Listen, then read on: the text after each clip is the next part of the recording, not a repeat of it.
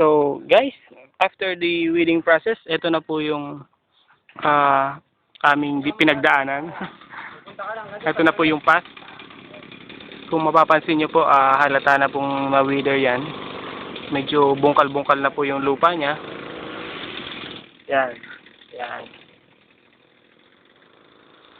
So, one way lang muna po ang dinaanan namin. Puro papunta lang po doon. Since ito yung pinakamahabang line kay Alex, na ang velocity niya po ay 1.2 minutes, 1 minute and 20 seconds. Sorry. Then, yung gantong row, hindi na po namin winither. Si Manong na may-ari na po ang bahala niyan. Since nag-testing lang po kami para makuha yung velocity. And mamaya po, susukatin na po namin yung fuel consumption. Then, yan po. Yan po ang winither. Hindi naman po natanggal yung mga palay.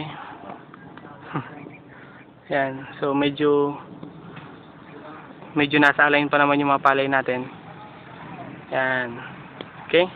So, that's all po para sa hapong ito. Thank you.